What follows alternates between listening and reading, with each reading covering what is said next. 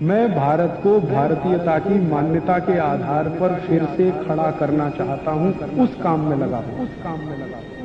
ऐसे ही एक निवेदन और है कि कभी भी अपने घर में फेयर एंड लवली मत लाइए, क्योंकि ये फेयर एंड लवली के बारे में कहते हैं गोरेपन की क्रीम। अब आप मुझे बताइए कि अगर फेयर एंड लवली लगा के सब गोरे हो जाते तो दक्षिण भारत में तो कोई काला नहीं होना।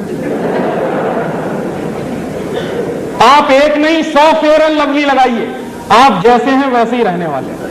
भगवान ने जैसा बनाया है हम बहुत अच्छे हैं। इस फालतू के चक्कर में मत पड़िए। क्यों? क्योंकि ये सुंदर बनने का टेंशन दुनिया का सबसे बड़ा टेंशन है। और आप एक चीज और जान लीजिए, सुंदर लोगों को याद नहीं किया जाता, जो लोग देश और समाज के लिए काम करते हैं उनको याद किया जाता। और भारत में तो शरीर की सुंदरता नहीं, आत्मा की सुंदरता देखी जाती है। यह शरीर आज है, कल नहीं रहेगा। सबको जाना है, सबको बूढ़ा होना है।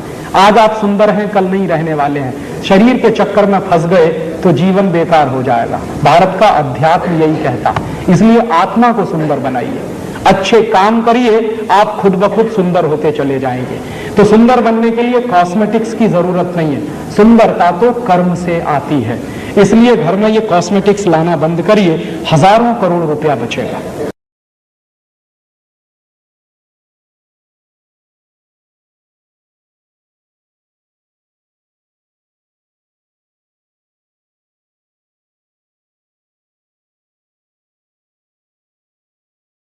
डिटर्जेंट के कप। और इसी तरह से आप और अपने घर में थोड़ा परिवर्तन लाना। विदेशी जो क्रीम पाउडर लिपस्टिक है, नेल पॉलिश है, कॉस्मेटिक्स है, ये सब निकालो बाहर। फेयर एंड लवली, क्लियर सिल, क्लियर टोन, इरेस्मिक, इमामी, पॉन्ड्स, ये सब हटाओ, सब विदेशी। बहुत महंगी है, लूट हो रही है इसमें। फेयर एंड लवली का भाव मालूम है? 25 ग्राम है 40 रुपए, 50 ग्राम 80 रुपए, 100 ग्राम 160 रुपए, 1 किलो 1600 रुपए। अब 1600 रुपए किलो की क्रीम लगाओ मुंह पे, उससे अच्छा 4 किलो बादाम खरीद के खाओ।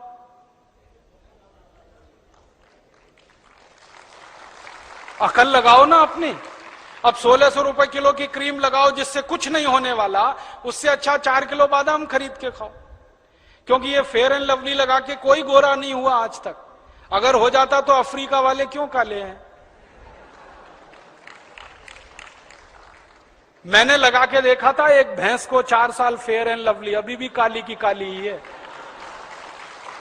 दुनिया में कोई आदमी फेयर एंड लवली लगा के गोरा हुआ नहीं, और होने की दूर दूर तक संभावना नहीं। क्योंकि जो आदमी काला और गोरा होता है ना, उसका सिद्धांत ही अलग है। हमारे खून में एक केमिकल होता है, उसका नाम है मेलेनिन। जब मेलेनिन की मात्रा बढ़ जाती है तो शरीर काला पड़ जाता है। जब मेलेनिन की मात्रा कम हो जाती है शरीर गोरा हो जाता है। और जब मेलेनिन की मात्रा ना बढ़ती है ना घटती है, सामान्य रहती है, तो शरीर सांवला होता है। हम सब हिंदुस्तानी सांवले हैं, क्योंकि मेलेनिन ना ज्यादा है ना कम है। और आदर्श स्थिति यही होती है। और ज्यादा गोरा होने के चक्कर में मत फंसो। मैं आपको एक कहानी सुनाता हूं। हमारे देश के एक राष्ट्रपति थे, डॉक्टर राधाकृष्णन। सुना?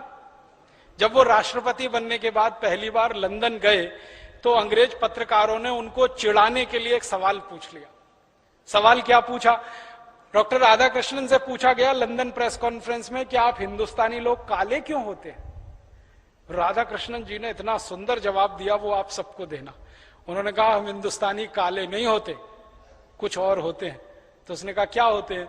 तो उन्होंने एक कहानी सुनाई। उन्होंने कहा भगवान ने रोटी बनाई, भगवान जी ने रोटी बनाई तो रोटी कच्ची रह गई, वो खाके तुम सब अंग्रेज पैदा हो गए। भगवान जी ने फिर एक रोटी बनाई और वो जल गई, उसको खाके ये सब अफ्रीकी पैदा हो गए। और फिर भगवान जी ने एक तीसरी रोटी बनाई जो ना कच्ची रही ना जली, बराबर सिकी, उसको खाकर हम हिंदुस्तानी पैदा हुए।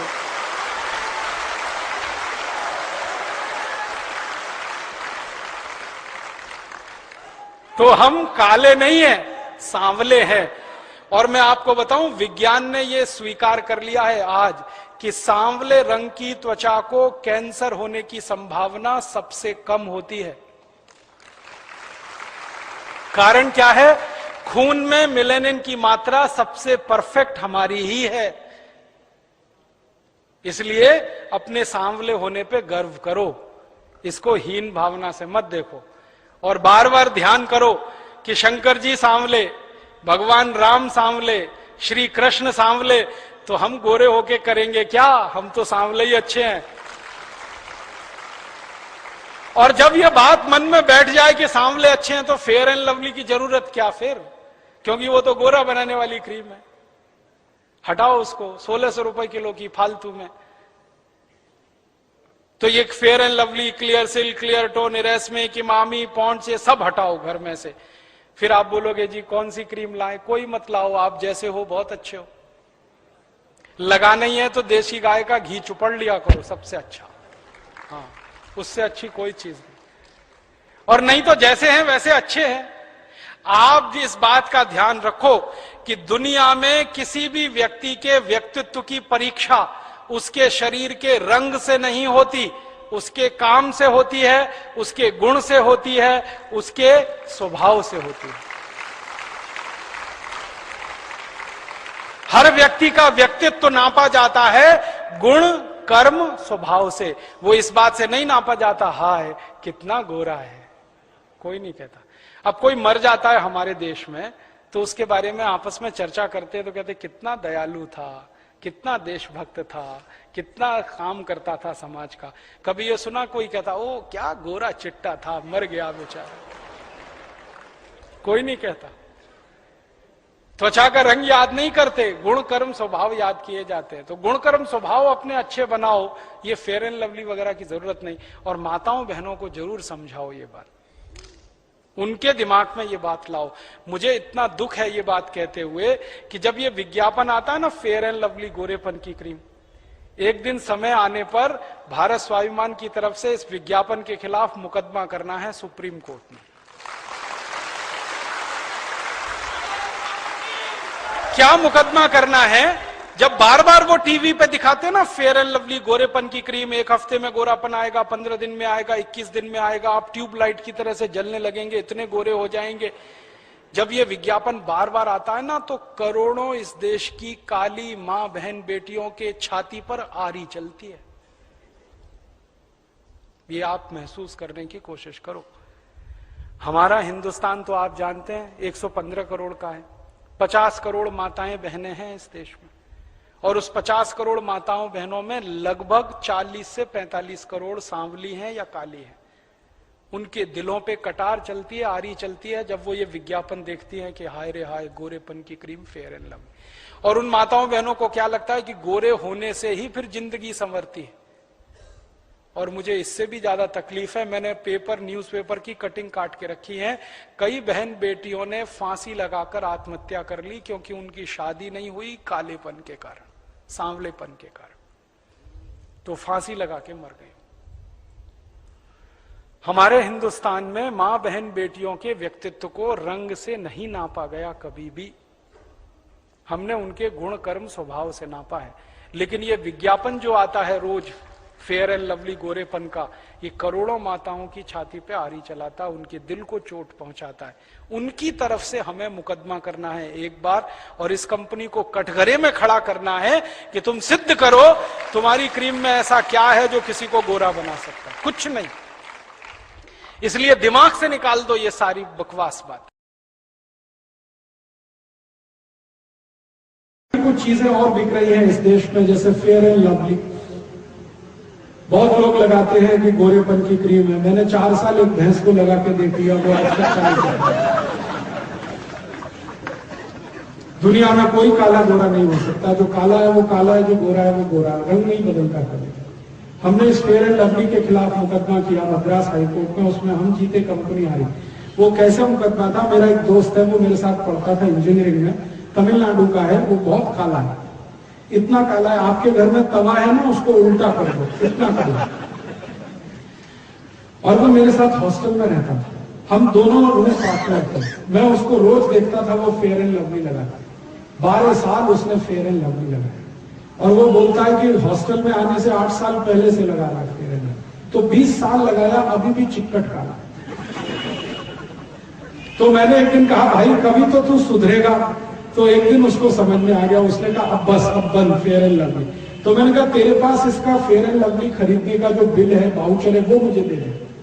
तो उसने दे दिए। तो उसके आधार पर हमने केस कर दिया मद्रास हाई कोर्ट में। वो मद्रास में रहता है तो केस वहीं करना पड़ा। अब जजमेंट देने वाला जो जज है वो एक दिन बोला कि मेरे घर में भी यही समस्या है। वो जज कहता है मेरे घर में भी यही समस्या है। तो उसने बहुत सुंदर जजमेंट दिया। पेप्सी ये फेयर एंड लवली कंपनी के अधिकारियों को जाना पड़ा मद्रास हाई कोर्ट में। जज ने उनसे पूछा कि आपने इसमें क्या मिलाया है जो किसी व्यक्ति को काला है तो गोरा बना है। तो उनका साहब इसमें कुछ नहीं मिला है। तो अच्छा ये बताओ ये बनती कैसे? तो उनका सुअर की चर्बी के तेल से हम इसे बनाते हैं।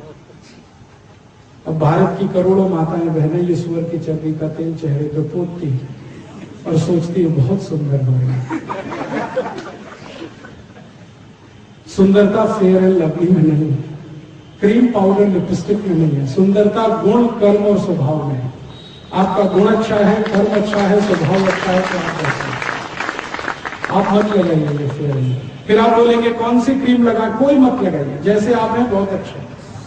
त्वचा हमारी जैसी है बहुत ही अच्छी। इसमें क्रीम पाउडर लगा के इसको खराब मत करिए, क्योंकि सभी वैज्ञानिक जो त्वचा रोग विशेषज्ञ हैं वो ये कहते हैं कि त्वचा को जितना ज्यादा केमिकल्स लगाएंगे उतनी खराब हो जाएगी। तो कुछ मत लगाइए। दोस्तों सबसे पहले तो चैनल सब्सक्राइब करें, फिर लाइक, कमेंट और शेयर करें। और हाँ, हमारा एंड्रॉयड ऐप डाउनलोड करना ना भूलें।